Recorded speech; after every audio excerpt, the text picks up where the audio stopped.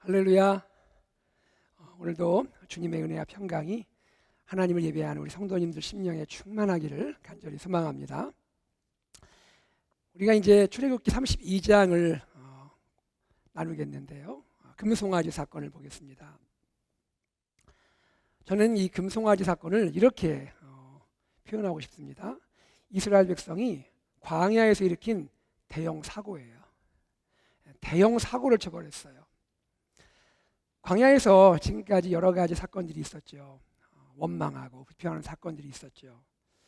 그런데 이 금송아지 사건은요, 앞선 사건들과는 비교할 수 없는 충격적인 사건입니다. 하나님이 가장 미워하시는 우상숭배의 사건인 것이죠. 금송아지 사건, 무슨 일이 있었던 겁니까? 백성들이 지금 시내산 아래에 있죠. 이 백성들이 금을 가지고 송아지를 만든 거예요.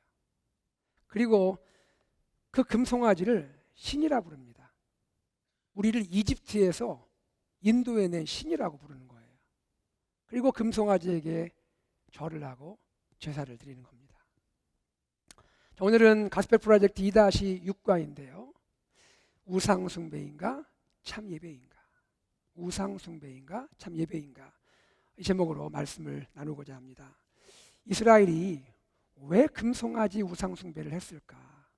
그리고 우상숭배와 참 예배의 차이는 뭔가? 무엇이 우상숭배이고 무엇이 참 예배인가? 한번 생각해 보기를 원합니다. 오늘 말씀을 들을 때 말씀을 배우고 말씀을 확신하고 말씀 안에 거하는 은혜가 우리 안에 있기를 소망합니다. 이스라엘은 왜 금송아지 우상 숭배를 했을까요? 왜 금송아지 우상 숭배를 했을까요? 성경은 이렇게 말합니다. 그들이 불안했기 때문이에요. 백성들이 불안했기 때문에 금송아지 우상을 만든 거예요. 자, 출애굽기 32장 1절 말씀을 같이 읽어보죠. 백성이 모세가 산에서 내려옴이 더딤을 보고 모여 백성이 아론에게 이르러 말하되 일어나라, 우리를 위하여 우리를 인도할 신을 만들라. 이 모세 곧 우리를 애굽 땅에서 인도하여 낸 사람은 어찌 되었는지 알지 못함이니라. 이 당시의 상황을 출애굽기 24장에서 알 수가 있는데요. 여러분, 이때 백성의 지도자 모세는 어디 있었습니까?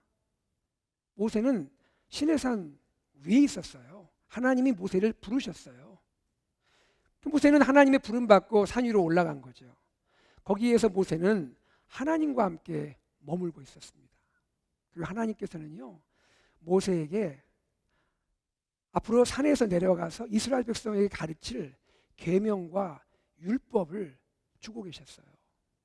하나님은 모세와 함께 시간 보내면서 모세와 함께 이스라엘을 위한 일을 계획하고 계셨다고요.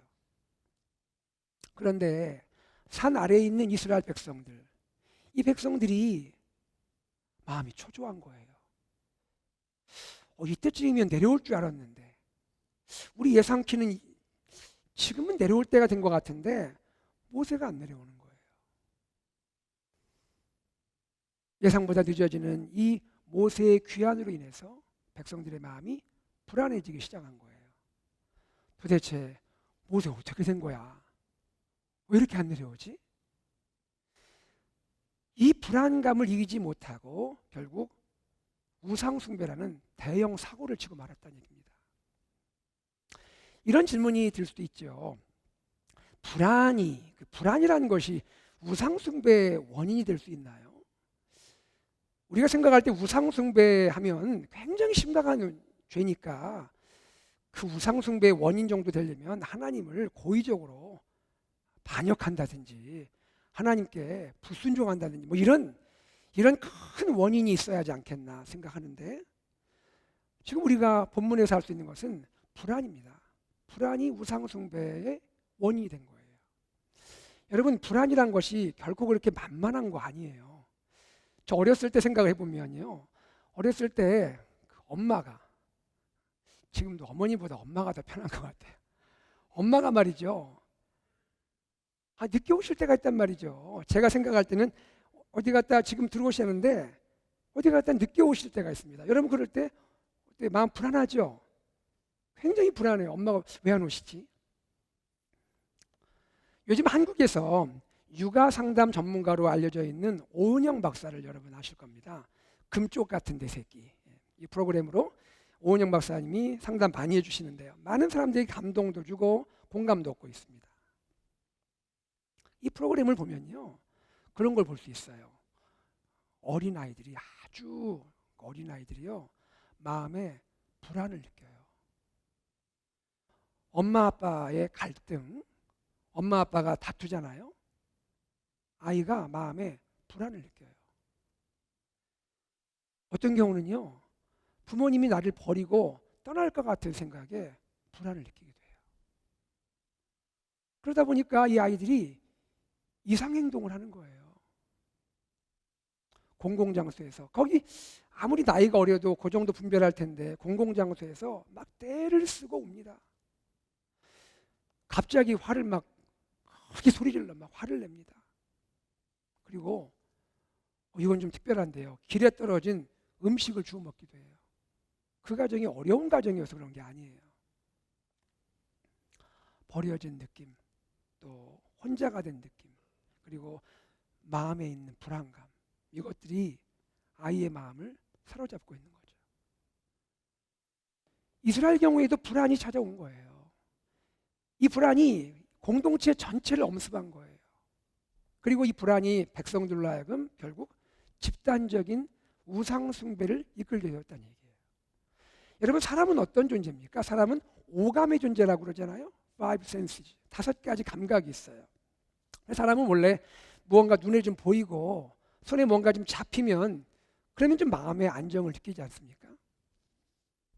이스라엘이 불안해지다 보니까 좀 눈에 보일 수 있는 가시적이고 손에 좀 만질 수 있는, 뭔가 내가 소유할 수 있는 우상을 만든 거예요. 그래 나온 것이 금송아지 우상입니다. 이 금송아지 우상을 만들어서 마음에 깃든 이 불안을 떨치고자 했다는 것이죠.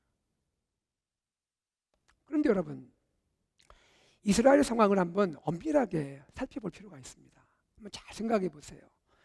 여러분, 이스라엘이 지금 불안해서 금송아지를 만들고 있는 그 시간에 하나님이 이스라엘을 버렸습니까? 하나님이 이스라엘을 떠났습니까?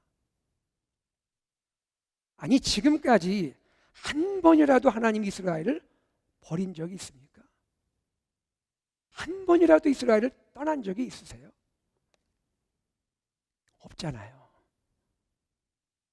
하나님은 결코 이스라엘을 버리지도 떠나지도 않는 그런 분이세요. 지금 이스라엘 스스로 기다리다가 조급한 마음을 못 이기고 거기서 불안을 느끼고 지내게 된 거예요. 하나님은요, 이스라엘이 지금 초조하게 기다리는 그 시간에도 산 위에서 모세와 함께 이스라엘을 위한 선한 일을 계획하고 계세요. 이스라엘을 위한 일을 계획하고 진행하고 계신다고요. 그러면 문제는 뭡니까? 문제는 뭐예요? 문제는 이스라엘이 하나님을 신뢰하지 못하는 거죠. 하나님을 신뢰하지 못하는 거. 이스라엘의 예상보다 모세가 늦게 내려온 것이 문제가 아니고요. 이스라엘의 생각보다 모세가 산에서 늦게 내려온 그것이 문제가 아니라 하나님을 마음 깊이 신뢰하지 못하고 있는 그것이 문제인 것이죠. 하나님을 신뢰하지 못한 것이 불안을 낳게 되었고, 불안이 결국 우상숭배라는 죄까지 나가게 되었다는 것이죠. 여러분, 우리는 이 사건이 단지 과거에 지나간 어떤 스토리다 이렇게 생각할 수는 없죠. 고린도전서에서도 바울이 이 일들은 오늘 우리를 위한 거울이다, 우리의 본보기다 라고 말하고 있잖아요. 우리도 불안을 느낄 때가 있습니다. 그렇죠? 삶을 살아갈 때 여러 가지 불안이 찾아올 때 있잖아요. 하나님의 백성이라고 불안이 없는 거 아니잖아요. 지금 본문에도 이스라엘 백성, 하나님 백성이지만 불안이 찾아왔잖아요. 우리에게도 불안이 올 수 있다는 것이죠. 여러분, 불안이 올 때 어떻게 극복하세요? 어떻게 극복을 하십니까? 특별히 우리가 여기서 생각할 것은요, 불안이 나에게 올 때 나는 마음 깊이 하나님을 정말 신뢰하는가, 정말 하나님을 신뢰하는가 생각을 해야 한다는 것이죠. 우상숭배는요, 심각한 죄예요. 우상숭배는 정말 심각한 죄입니다. 하나님이 우상숭배한 이스라엘 백성에게 분노하십니다. 출애굽기 32장 7절 한번 읽어볼게요. 같이 읽습니다. 여호와께서 모세에게 이르시되 너는 내려가라. 내가 애굽 땅에서 인도하여 낸 내 백성이 부패하였도다. 저는 이 부분 묵상하면서 마음에 하나님이 정말 마음이 속상하시구나, 하나님 정말 화나셨구나라는 걸 느낄 수 있는 것이, 이 표현을 보세요. 모세, 네가 애굽 땅에서 인도하여 낸 네 백성이 부패했다, 이렇게 말합니다. 여러분, 하나님께서 이스라엘 백성을 향해서 항상 내 백성이라 했잖아요. 나의 백성이라 했잖아요. 그런데 지금 뭐라 말합니까? 네가 이집트에서 인도하여낸 네 백성이 부패했구나, 이렇게 말합니다. 하나님이 얼마나 속상하시면, 얼마나 하나님이 마음이 아프시면 사랑하는 자기 백성을 내 백성이라 하지 않고 네 백성이라고 이렇게 말씀하시겠냐 이거예요. 저 어렸을 때 그런 기억이 납니다. 엄마 아빠 말 안 듣고 하며 부모님 속상하시면, 너무 속상하시면 너 더 이상 내 자식 아니다. 얼마나 속상하시면. 하나님이 그런 마음인 거예요. 그리고 이스라엘 백성을 향해 부패한 백성이라고 말씀하세요. 부패했다. 여러분, 우리가 알아야 합니다. 영적으로요, 이 우상숭배는 단순한 죄가 아닙니다. 우상숭배는요, 부패한 거예요. 영적으로 부패한 거고, 거룩이 파기된 거예요. 거룩이 깨진 겁니다. 출애굽기 32장 9절 말씀 한 번 더 볼게요. 여호와께서 또 모세에게 이르시되 내가 이 백성을 보니, 그 다음 어떻게 돼 있죠? 목이 뻣뻣한 백성이로다. 목이 뻣뻣한 백성이래요. 여기 목이 뻣뻣하다라는 말의 히브리 그 원어의 의미는 이런 겁니다. 고집이 세고 악하다. 고집이 세고 악하다. NIV나 ESV나 RSV는요, stiff-necked라고 되어 있습니다. 목이 아주 고다버렸어요. 뻣뻣합니다. NSAB는요, obstinate, 고집센, 이렇게 해석을 합니다. 이게 원래 이런 거예요. 농부가 그 소와 말을 부려서 일을 하는데 얼마나 고집이 세고 말을 안 들어, 이 소와 말이요. 그럴 때 쓰는 말이에요. 목이 뻣뻣하구나. 구약 성경에는 하나님 보실 때 고집이 센 사람, 악한 사람, 하나님 뜻을 거역하고 따르지 않는 사람, 그 상태를 가리켜 관용적으로 쓰는 표현이 목이 뻣뻣하다, 이런 표현이에요. 우상숭배하는 이스라엘은 하나님의 눈에 보일 때는요, 아주 고집이 세고 악한 백성이라고 하나님 말씀하고 있는 거예요. 말씀 한 곳 더 보죠. 출애굽기 32장 10절입니다. 32장 10절 읽습니다. 시작. 그런즉 내가 하는 대로 두라. 내가 그들에게 진노하여 그들을 진멸하고 너를 큰 나라가 되게 하리라. 이게 무슨 뜻입니까? 이런 거예요. 모세야, 너 지금부터 나 내버려 둬. 내가 어떻게 하든지 너 내버려 둬. 내 안에 지금 막 진노가 타오르는데 이스라엘을 다 소멸시켜 버릴 거야. 그리고 내가 너 모세를 통해 다시 시작할 거야. 그 말입니다. 우상숭배한 이스라엘은 다 진멸하고 모세를 통해서 하나님 백성을 새로 시작하겠다는 거예요. 여러분, 이게 이런 얘기입니다. 여러분, 이스라엘 민족이 시작될 때 처음에 아브라함 한 사람으로부터 시작되었죠. 아브라함 한 사람을 통해서 결국 세월을 통해서 하나님이 이스라엘 민족을 이뤘잖아요. 그것처럼 지금 여기 있는 이스라엘 백성 다 끝내겠다는 거예요. 끝내고 모세를 통해서 다시 시작하겠다는 거예요. 다시 하나님 백성을 만들 수 있겠다는 거예요. 여러분, 이것이 얼마나 두렵고 무서운 말씀입니까? 다 끝내고 새로 시작하겠다는 거예요. 우상숭배가 뭡니까? 우상숭배가 도대체 뭔가요? 얼마나 심각한 죄이기에 하나님이 우상숭배를 이토록 미워하는 겁니까? 몇 가지를 좀 나누기 원합니다. 첫째, 우상숭배는요, 나 스스로 신을 만드는 시도예요. 같이 한번 읽어볼까요? 시작. 우상숭배는 나 스스로 신을 만드는 시도입니다. 하나님이 계세요. 하나님이 계신데 나 스스로 나의 신을 만드는 거예요. My God. 내 신을 내가 만들어버리는 거예요. 출애굽기 32장 1절에 이렇게 말씀이 있습니다. 백성이 아론에게 이르라 말하되 일어나라, 우리를 위하여 우리를 인도할 신을 만들라. 우리를 위하여 우리를 인도할 신을 만들라. 하나님이 분명히 살아계시잖아요. 하나님이 분명히 계시잖아요. 하나님 분명히 존재하시잖아요.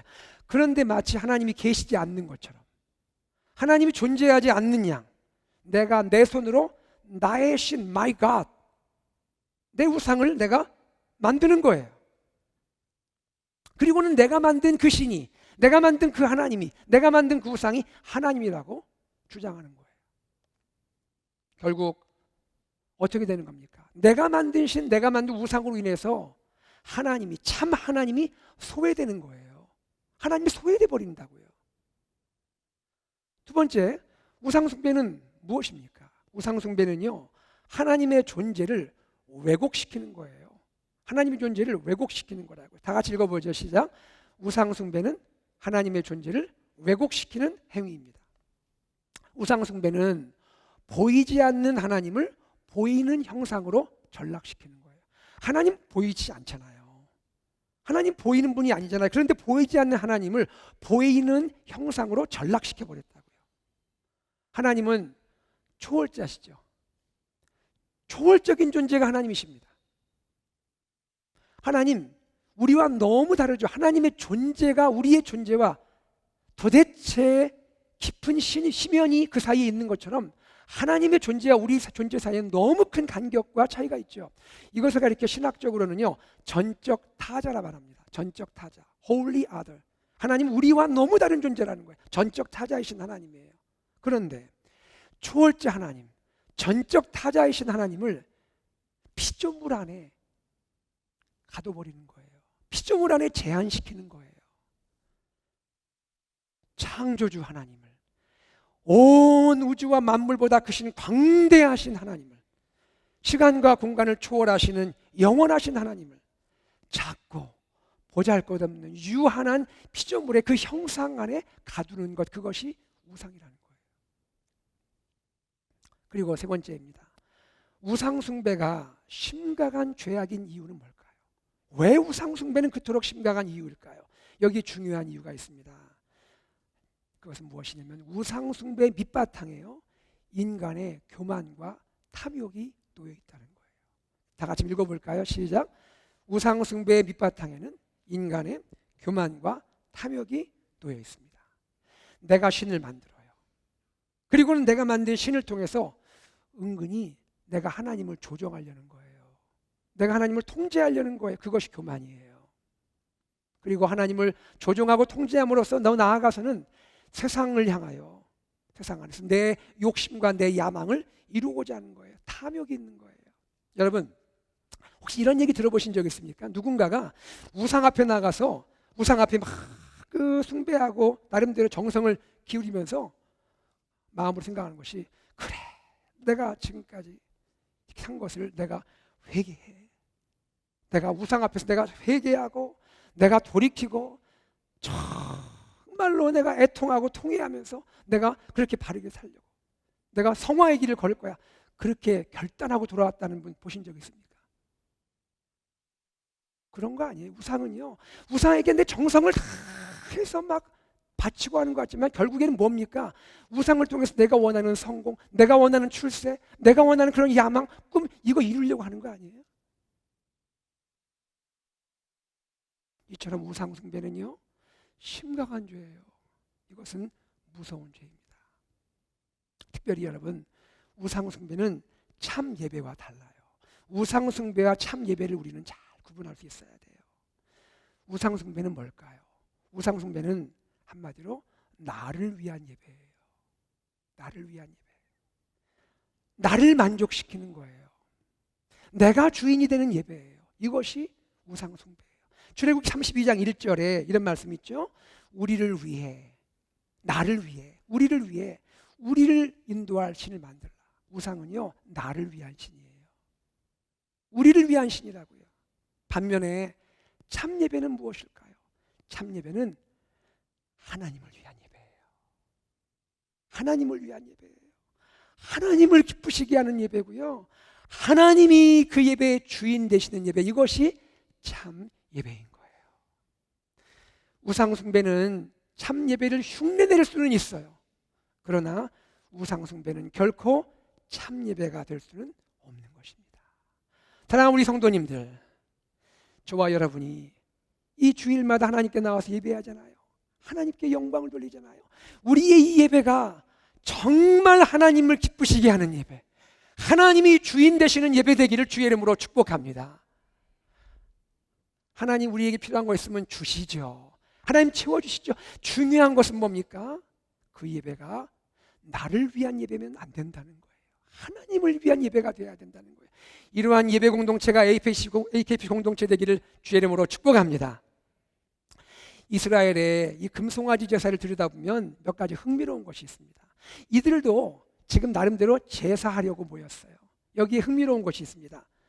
그 형식만 보면요, 제사 형식만 보면 하나님께 드리는 참 제사, 참 예배와 비슷해 보이는 게 있어요. 세 가지만 생각해 보겠습니다. 첫 번째, 자 보세요. 백성이 모입니다.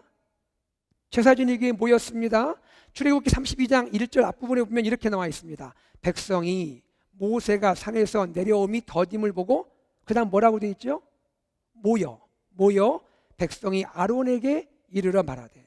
자, 백성들이 제사하기 위해서 모였습니다. 그런데 여기 모이다라는 이 단어가 의미가 있어요. 여기 모이다에 해당하는 히브리어가 카알입니다. 카알. 굉장히 중요한 단어인데요. 카알. 이 카알은 본래 어떤 의미냐면요, 특별한 목적을 위해서 한 곳에 모인 회중, 특별한 목적을 위해서 모인 회중의 그 모임을 카알이라고 불러요. 그런데 여러분, 성경 번역본 중에 70인역이라는 것이 있습니다. 70인역은 뭐냐면요, 구약 성경은 히브리어로 기록됐잖아요. 히브리어로 기록된 히브리어를 헬라어로 번역한 최초의 헬라어 번역본이 70인역이에요. 그 70인역에 여기 카를 뭐라고 번역하고 있냐면 에클레시아라고 번역하고 있습니다. 에클레시아. 자, 여러분, 에클레시아 어디 들어봤죠? 에클레시아 여러분 알고 있는 단어죠. 에클레시아 무슨 뜻입니까? 교회예요, 교회. 에클레시아 교회라고요. 무슨 얘기가 되는 겁니까? 이 특별한 의미를 갖는 단어가 카알인데요, 카알이 금송아지 제사 드리기 위해서 모인 사람들의 모임을 가리킬 때 역시 카알이라고 쓰고 있다는 거예요. 백성들은 함께 모였는데, 카알 했는데, 그것이 뭐예요? 하나님께 드려지는 참 제사를 드리는 것이 아니라 우상에게 제사를 드리고 있다는 거예요. 사랑하는 여러분, 예배의 형식, 모이는 것도 아주 중요하지만 그 모임이 무엇을 위한 모임인지, 누구를 위한 모임인지가 너무너무 중요하다는 거예요. 두 번째입니다. 어떤 특징이 있을까요? 금송아지 앞에 제사할 때 제사를 주관하는 사람이 세워졌어요. 제사를 막 진행하는 사람이 세워집니다. 이 금송아지 제사를 들여다보면 제사 주관자가 나와요. 여러분, 그가 누굽니까? 누가 이 제사를 주관하고 있죠? 아론이죠. 아론이 제사를 지금 진행하고 있죠. 출애굽기 32장 5절에 보면 아론이 보고 그 앞에 제단을 쌓고 이에 아론이 공포하여 이르되 내일은 여호와의 절이니라. 여러분, 한번 묻습니다. 이 사건이 진행될 때 아론은 하나님으로부터 제사장으로 임명되었습니까? 아닙니다. 지금 모세는 산에서 하나님이 하실 모든 일들을 듣고 있는 상황입니다. 아론은 제사장으로 임명되지 않았습니다. 임명되지 않은 아론이 백성들이 막 은근히 위협하고 압박하고 하면서 그가 툭 나선 거예요. 그리고 이 제사를 진행합니다. 어쨌든 제사장의 역할을 하는 사람이 세워졌습니다. 형식적으로 볼 때는 제사처럼 보입니다. 그러나 이것은 참 제사가 아닌 것이죠. 세 번째입니다. 이 세 번째, 저는 여기서 깜짝 놀랐어요. 이 금송아지 제사에서도 뭔가 제사 같은 모습이 있는데 너무 놀랐습니다. 뭐냐면 번제와 화목제를 드립니다. 번제와 화목제. 출애굽기 32장 6절 앞부분에 보세요. 이튿날에 그들이 일찍 일어나 번제를 드리며 화목제를 드리고. 우리가 2주일 전에 레위기 세미나 했죠. 아주 진하게 했습니다. 아주 진하게 레위기 세미나를 했죠. 그때 우리가 배웠습니다. 번제가 무엇이고 화목제가 무엇인지 배웠습니다. 번제는 하나님의 은혜에 감격하여 하나님께 감사를 올리는 제사라 했고요. 화목제는 무엇입니까? 하나님의 은혜가 감사해서 수평적으로 하나님의 은혜를 나누는, 사랑을 나누는 제사가 화목제라고 배웠죠. 기억하시죠? 그러면 여기서 이들이 일반 제사도 아니고 금송아지 제사 드리면서 번제와 화목제를 드리고 있는데, 이들이 마음에 하나님의 은혜가 너무너무 감사하고 감격해서 하나님께 감사의 마음으로 번제를 드리고 하나님의 은혜가 너무 기뻐서 우리 형제와 자매와 함께 그렇게 사랑을 나누는 그런 화목제를 드리고 있을까요? 아니죠. 형식만 번제고 형식만 화목제입니다. 내용은 다 빠져있어, 본질은 빠져있는 겁니다. 그들은 하나님의 뜻에 따라 번제를 드리고 화목제를 드린 것이 아니라는 거예요. 여러분, 여기서 우리는 무엇을 할 수 있습니까? 그들 나름대로 제사의 형식을 갖춰서 하나님께 제사를 드리고 있지만, 아무리 제사의 형식을 갖추고 제사를 지냈지만, 그러나 금송아지 제사는 그것은 우상숭배일 뿐이지 결코 참제사, 참예배가 될 수는 없다는 것입니다. 왜 그럴까요? 금송아지 제사는 나를 위한 제사이기 때문입니다. 금송아지 제사는 하나님을 위한 제사가 아니라는 거예요. 금송아지 제사는 이스라엘이 자신들 안에 있는 불안을 해소하기 위해서, 자신들의 만족을 위해서 드리는 제사일 뿐이지 하나님의 영광을 위해 드리는 제사가 아니라는 것입니다. 여러분, 성경은 이스라엘 사람들이 제사 드린 다음에 어떤 행동을 했는지 한 가지 묘사를 해주는데요. 제사 지낸 다음에 이렇게 했습니다. 이스라엘이 앉아서 먹고 마시며 일어나서 뛰놀았다고 말하고 있습니다. 여러분, 제사 끝낸 다음에 앉아서 먹고 마시고 일어나서 뛰놀았다. 이게 뭘까요? 이 행위가 뭘 보여줄까요? 이것이 형제와 자매가 누리는 아름다운 친교를 말할까요? 아닙니다. 이것은요, 고대 이방 종교에 생겨진 신에게, 우상에게 제사 지낸 남자 여자가 어울려서 성적 쾌락을 추구하는 모습입니다. 지금 성행위를 하고 있는 모습이에요. 이것이요, 이스라엘 백성이, 하나님이 구별하여 택한 백성이 하나님이 기뻐하지 않는 이 거짓 제사를 드린 다음에 그리고는 성적 방종을 하고 있다, 이 말입니다. 이렇게 자기의 욕망과 탐욕을 추구하고 드리는 제사가 금송아지 제사라는 거예요. 그러니 하나님이 이 제사를 기뻐할 수 있겠냐는 겁니다. 사랑하는 여러분, 우리가 주일마다 이렇게 예배하는 거 얼마나 기쁩니까? 우리 성도님 중에 그런 분 계세요. 목사님, 팬데믹 때 교회 못 나오다가 이렇게 교회 나오니까 너무 좋아요. 너무 기뻐요. 여러분, 우리가 주일날 함께 공예배로 모여서 예배하는 것, 이것이 은혜 중에 은혜예요. 이것이 기쁨 중에 기쁨인 것 믿으시길 바랍니다. 이것이 정말 축복이잖아요. 하나님께 나와서 예배하는 것이 얼마나 기쁨이 감격입니까? 너무 좋은 거죠. 축복이잖아요. 그런데 예배하는 것 기쁨이고 감사하고 축복이지만, 우리가 예배할 때 항상 마음속에 기억할 것은, 이 예배를 통해서 형식을 갖추고 우리가 다 하나님께 나아가지만, 이 예배를 통해서 오 하나님, 하나님께서만 영광 받으시기를 간절히 원합니다. 하나님께만 영광이 되기를 원합니다. 이 마음의 소원이 있기를 주의 이름으로 축복합니다. 예배가 나를 위한 예배가 되어서는 안 된다는 거예요. 예배는 오직 하나님께 영광이 되어야 한다는 것입니다. 이러한 참예배, 참제사가 우리 AKBC 공동체 안에 드려지기를 주의 이름으로 축복합니다. 이러한 예배가 드려져야 한다는 거예요. 이스라엘이 우상숭배 유혹에 빠졌죠. 우상숭배 유혹에 넘어졌습니다. 그 이유는 뭘까요? 왜 그들이 넘어지고 말았을까요? 그것은 다른 데 있지 않습니다. 말씀에 순종하지 않았기 때문이에요. 말씀에 순종하지 않았기 때문이에요.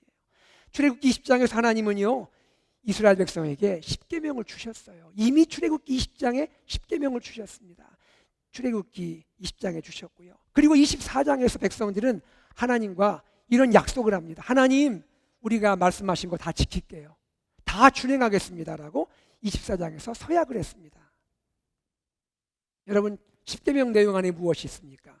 우상숭배 금지의 말씀이 있죠. 우상을 만들지 말라, 형상 만들지 말라, 절하지 말라, 제사하지 말라. 하나님이 말씀하지 않았습니까? 분명히 말씀을 들었습니다. 그런데 하나님 말씀을 순종하지를 않는 거죠. 하나님 말씀을 받았지만 말씀을 순종하지 않는다는 것입니다. 백성들은요, 하나님 말씀을 듣는 것으로 그쳐서는 안 되는 거예요. 내가 들은 말씀을 순종할 때 그것이 나의 진정한 말씀이 될 줄로 믿습니다. 하나님의 말씀을 순종하지 않으면요, 누구라도 우상숭배의 유혹에 빠질 수가 있는 거예요. 내가 하나님의 백성이라는 그 신분이 자동적으로 우리를 우상숭배 유혹으로부터 지켜주는 것 아니란 말입니다. 우리는 의지를 가지고 하나님 말씀을 순종을 해야 되는 거예요. 말씀을 순종하기 위해 전심을 다해야 되는 거예요. 그렇게 할 때 우상숭배의 유혹에, 이 조류에 휩쓸리지 않을 수 있다는 것입니다. 여러분, 말씀을 읽고 말씀을 듣고 말씀에 거하고 말씀에 따라 순종하는 저와 여러분 되기를 소망합니다. 성령께 기도해야 돼요. 성령님, 제가 말씀을 순종할 수 있도록 하나님 저를 붙들어 주십시오. 이것이 필요하다는 거죠. 자, 이스라엘 백성은 우상숭배에 빠졌습니다. 지금 위기에 빠졌습니다. 이들을 위해서 모세가 중보기도를 하고 있습니다. 이 내용이 출애굽기 32장 11절 앞부분과 12절 하반부에 나옵니다. 다 같이 한번 읽어보겠습니다. 시작. 모세가 그의 하나님 여호와께 구하여 이르되 주의 맹렬한 노를 그치시고 뜻을 돌이키사 주의 백성에게 이 화를 내리지 마옵소서. 여러분, 모세의 마음이 느껴지십니까? 하나님, 진노를 거두어 주십시오. 하나님, 우리 이스라엘 백성이 정말 하나님 앞에 해서는 안 될 큰 죄를 지었습니다. 하나님, 그러나 용서해 주십시오. 하나님, 용서해 주십시오. 여기서 눈에 띄는 단어가 있습니다. 모세가 기도하면서 이런 말을 합니다. 주의 백성에게 라고 말합니다. 하나님 뭐라 하셨죠? 네 백성이다, 그렇게 말하셨죠. 하나님이. 모세가 뭐라 합니까? 주의 백성에게 이 화를 내리지 마십시오. 모세는요, 겸손한 종이었어요. 참 겸손한 종입니다. 이스라엘은 나의 백성이 아니라는 거 알고 있어요. 하나님의 백성이라는 거 알고 있습니다. 하나님, 하나님의 백성 아닙니까? 하나님께서 진노를 거두어 주십시오. 하나님, 용서해 주십시오. 32장 13절에서는 이렇게 말합니다. 주님, 주의 종 아브라함과 이삭과 이스라엘을 기억해 주십시오. 하나님, 전에 아브라함에게 언약하지 않았습니까? 이삭에게, 야곱에게 언약하지 않았습니까? 하나님의 이 언약, 하나님의 신실하신 언약 기억해 주십시오. 하나님, 지켜 주십시오. 모세가 하나님 앞에 간절히 백성들을 용서해 달라고 기도하고 있습니다. 하나님의 백성인 것을 말하면서 하나님의 언약을 상기시켜 드리면서 하나님, 용서해 주십시오라고 간절히 기도하고 있습니다. 하나님 어떻게 하셨을까요? 모세의 중보기도를 들으십니다. 출애굽기 32장 14절 말씀을 같이 읽어보죠. 시작. 여호와께서 뜻을 돌이키사 말씀하신 화를 그 백성에게 내리지 아니하시니라. 하나님이 모세의 간절한 기도를 들으시고 뜻을 돌이키사 백성에게 하나님이 화를 내리지 아니하셨다고 말씀하고 있는 것입니다.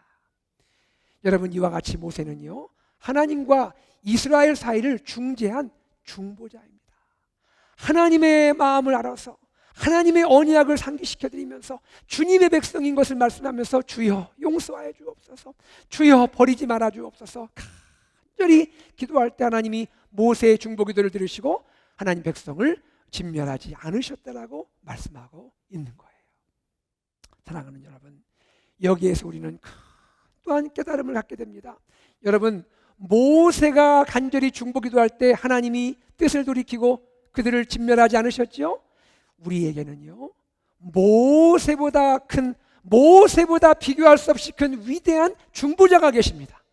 여러분, 우리에게는 놀라운 중보자가 계세요. 하나님과 우리의 사이를 중보하는 그분, 너무너무 위대하신 그분은 하나님의 아들이시고 죄가 없으시고 모세와 비교할 수 없이 완전하신 그분, 심지어 중보자가 우리를 위하여 십자가에서 피까지 흘려주시고 죽으신 그분이 중보자가 계십니다. 여러분, 그 중보자가 누구십니까? 그분이 바로 예수 그리스도이십니다. 할렐루야! 예수 그리스도가 우리의 중보자예요.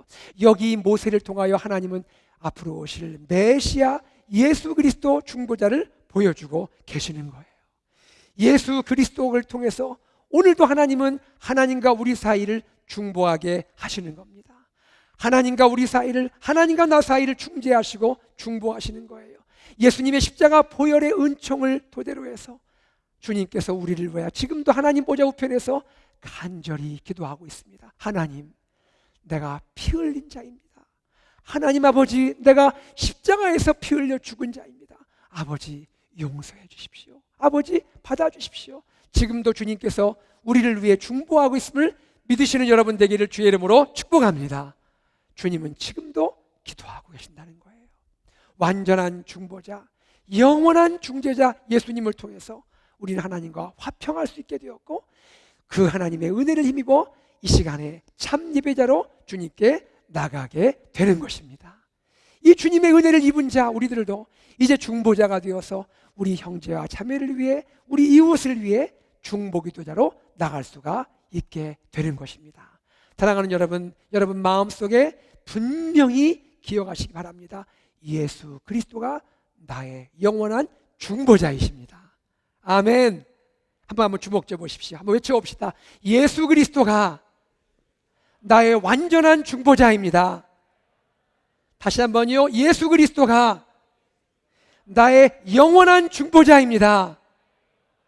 예수님 안에서 여러분 온전히 하나님과 화평하시고 하나님 앞에 온전한 예배자로 나가시는 여러분 되기를 주의 이름으로 축복합니다. 바로 이것이 주님의 은혜인 것입니다. 말씀을 맺겠습니다.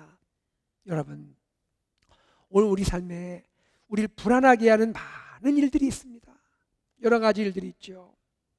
그 불안을 느낄 때 다른 어떤 것보다도 우리 사람의 방법, 사람의 생각, 사람의 어떠한 그러한 노력보다도 내 마음 가운데 변함없이 나를 사랑하시는 주님, 나를 사랑하시는 주님, 그 하나님 주님을 생각하며 주님을 의지하고 신뢰함으로 여러분 불안들을 이길 수 있기를 주의 이름으로 축복합니다.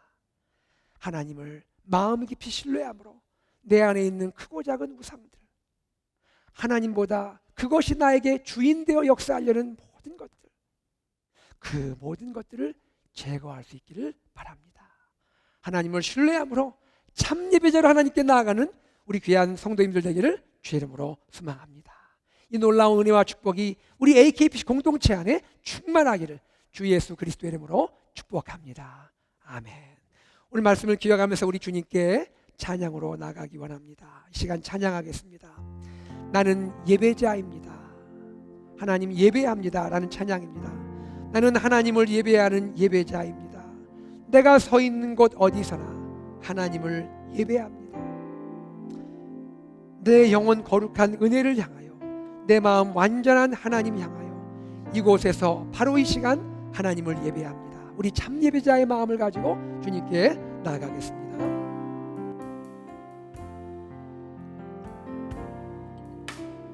나는 하나님을 예배자입니다. 예배자입니다. 내가 서 있는 곳 어디서나 내가 서 있는 곳 어디서 하나님을 예배합니다. 하나님을 예배. 내 영혼 거룩한 은혜를 향하여, 내 영혼 거룩한 은혜를 향하여 내 마음 완전한 하나님 향하여 이곳에서 바로 이 시간 바로 이 시간 하나님을 예배. 우리 다 두 손을 들고 찬양할까요? 나는 하나님을 예배하는 예배자입니다. 그 하나님을 예배하는 예배자입니다. 내가 서 있는 곳 어디서나 내가 서 있는 곳 어디 하나님을 예배합니다. 하나님을 예배합니다. 내 영혼 거룩한 은혜를, 내 영혼 거룩한 은혜를 내 마음 완전 완전한 하나님 향하여 완전한 하나님 향하여 이곳에서 바로 이 시간 이곳에서 바로 이 시간 하나님을 예배합니다. 찬양합니다. 아멘.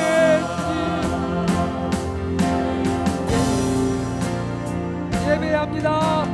예배합니다. 찬양합니다. 주님만 날 다스리소서. 그렇습니다. 주님 예배합니다. 예배합니다. 찬양합니다. 주님 홀로 높이 받으소서. 홀로 예배합니다. 찬양합니다. 사랑하는 나의 주님 예배합니다. 찬양합니다. 주님만 날 다스리소서. 예배합니다. 찬양합니다. 예배합니다. 찬양합니다. 주님 홀로 높임 다시 한번 예배합니다. 찬양합니다. 예배합니다. 찬양합니다. 주님만 날 다스리소서. 예배합니다. 찬양합니다. 찬양합니다. 주님 홀로 주님 홀로 높이 받으소서. 주님 홀로 주님 홀로 높이 받으소서. 주님 홀로 높임 받으소서.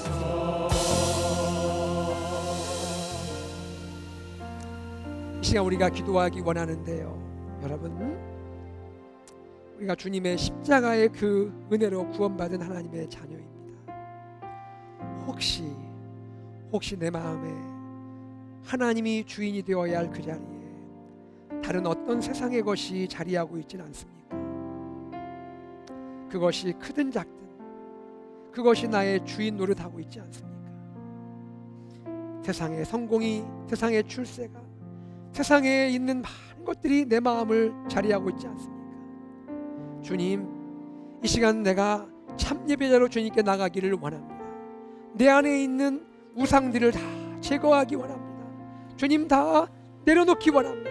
주님만이 나의 주인 되어 주시옵소서. 하나님 참 예배자로 살게 하여 주시고 참 예배자로 예배하게 하여 주시옵소서. 함께 우리 기도하겠습니다. 하나님 아버지 감사합니다. 아버지 하나님, 우리가 주님께 예배하는 예배자로서 하나님 내 마음 가운데 내 마음을 차지하고 있는 하나님이 아닌 내 마음의 주인 노릇하고 있는 것들, 하나님 아버지 그 모든 것들을 하나님 다 내려놓기 원합니다. 주여 이 모든 것들을 하나님 내려놓습니다. 하나님만이 나의 삶의 주인 되어 주십시오. 하나님만이 나의 삶의 아버지 온전한 하나님이 되시기 바랍니다. 하나님 아버지, 내 안에 있는 크고 작은 우상들을 다 내려놓고 하나님 제거하기를 원합니다. 하나님, 내가 참 예배자로 주님께 나가게 하여 주옵소서. 참 예배자로 주님께 예배하기를 원합니다. 참 예배자가 되게 하여 주시옵소서. 참 예배자가 되기 원합니다. 하나님 아버지, 하나님 외에 다른 것 없게 하옵소서. 하나님만이 나의 주인 되어 주십시오. 하나님만이 나의 온전한 주인 되어 주십시오. 하나님 아버지, 여러 가지 불안이 올 때 하나님 세상의 방법이 아니라 하나님을 신뢰함으로 이기게 하시고 하나님 주신 위로와 평안으로 그 마음으로 이기고 승리하게 하여 주시옵소서. 주여, 주여 우리를 사랑해 주시고 축복하여 주시옵소서. 주님 홀로 높임 받으소서.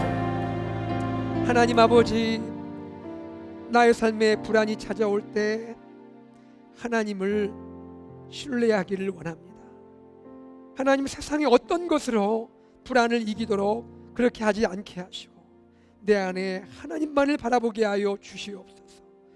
하나님, 혹시라도 우리 안에 하나님 외에, 주인이신 하나님 외에 크고 작은 우상이 내 안에 있다면 주여 예수의 이름으로 하나님 떠나가게 해주시고 예수 이름으로 제거되게 하시고 오직 하나님만이 나의, 예수님만이 나의 주인 되어 주시옵소서.